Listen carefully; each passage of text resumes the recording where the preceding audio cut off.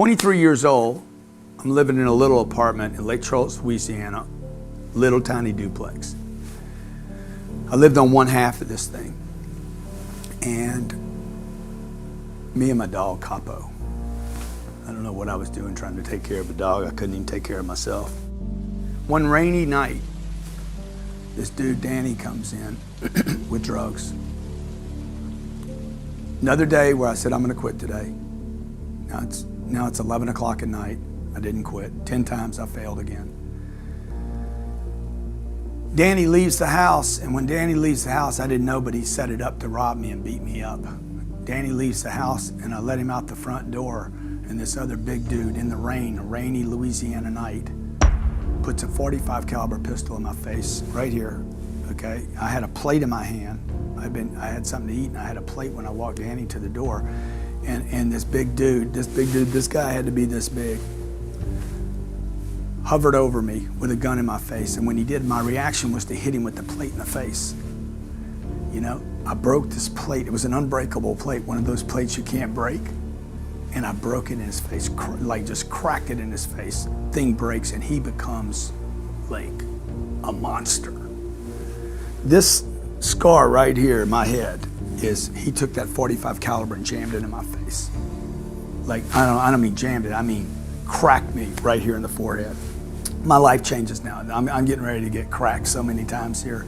I'm getting ready to get the lesson of my life of where I'm really living. I already knew it, but this was the exclamation mark on where my life had gone from being a good kid to this far from dying. He hits me here. He cracks me over both my eyes here, underneath these two eyes.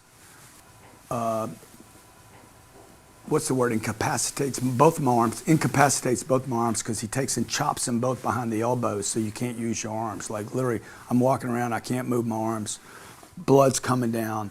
Every wall in this apartment, in this room, and the ceiling has blood on it.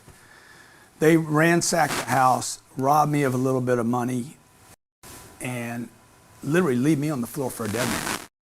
My dog's in the back. My dog's locked up in the back, the Doberman. They set it up to do this. This is what happens when you hang around bad people. Sooner or later, the day's gonna come where you're gonna pay the price. I get rushed to the hospital. My girlfriend's there. She's in the back. She comes out, gets me to the hospital. I spend 3 days in a hospital. Actually, I go to the hospital. They put in 70 stitches in my head and face. Like my whole face is just carved up. The sheriff's department comes because they know something bad's happening. And I'm like, I'm fine, I can go home. They stitch me up. I go home to my mother. I walk into my mother's house in the little brick house that I resented so much. And I walk to the house, and I go to the house in the back door. I knock on the back door. I'm beat up now, okay?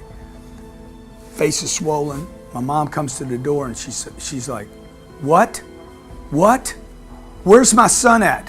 Where's my son at? I'm like, Mom, I am your son. Where is my son? Nobody could recognize who I was. That's how beat up I was. I go in the house. I try to lay down. She puts me in this, you know, on a couch, and I try to lay down there. And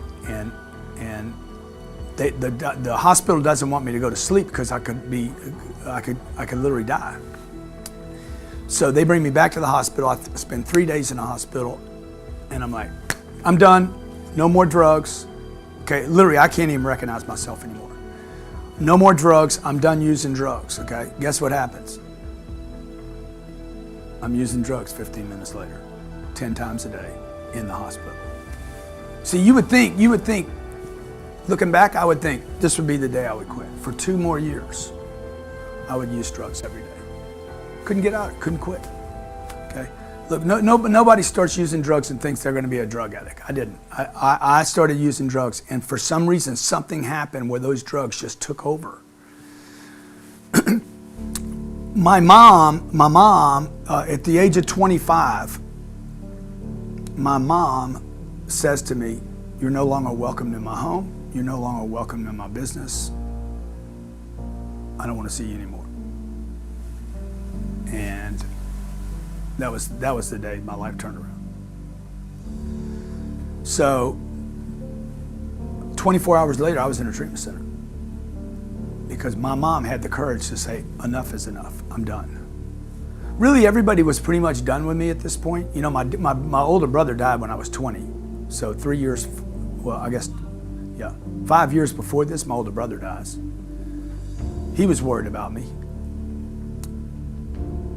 All I know at this point, I lost my dad when I was 10, I lost my brother when I was 20, I lost, you know, I gave up my career and maybe I'm gonna be a baseball player to drugs. I've lost 5 or 6 jobs now, and I'm a loser. I'm a total loser. But I do have this little light inside of me that says I'm special. I have this little thing inside of me that says, hey, you are special, you know? You have something.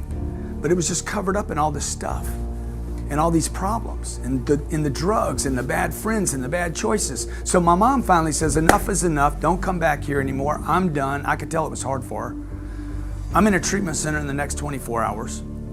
I go to this treatment center. I'm there 30 days. For the first 30 days in 7, 8, 9 years, I don't use drugs. Oh, wow. I don't have to use drugs. Finally, that thing where I said I was quitting 10 times a day, I was quitting 10 times a day. For the first time in my life, I was able to quit successfully. I'm leaving the treatment center when the insurance ran out, because that's how those work. When the money runs out, they boot you to the curb. I'm terrified, scared to go back to society. I don't have any friends that aren't using drugs. My girlfriend was using drugs. Everybody around me, everybody I knew used drugs. And I'm going back to a job where even at the job I had, they used drugs. And I'm like, I'm going back to an environment. I have to cut off all my friends, not really friends. I got to cut off all the enemies, right? And I got to start over. And before I leave, the counselor grabs me and the counselor says to me, look, dude, I'll see you back here. Probably, you know, if you don't die, I'll see you back here. And I'm like, what are you talking about, dude? I'm not coming back here. And he's like, oh no, you're coming back. And then he gives me the lecture. He's like, you'll never make it. See, when you go to a treatment center, you tell them everything about your life, like all your secrets, all your inhibitions, and your, you know, the things you want to do in your life, right? And so I'm telling them in this thing, everything I've done wrong, I share my whole life, but I also share with them what I want to do, my inspiration in life. I'm going to write books, I'm going to speak to audiences, I'm going to help people, I'm going to tell people this story about drugs and how damaging they are, and I'm going to be somebody, I tell them. And they're like, no, dude, you're a drug addict. And all you're ever going to be, this is what the counselor tells me, all you're ever going to be is a drug addict.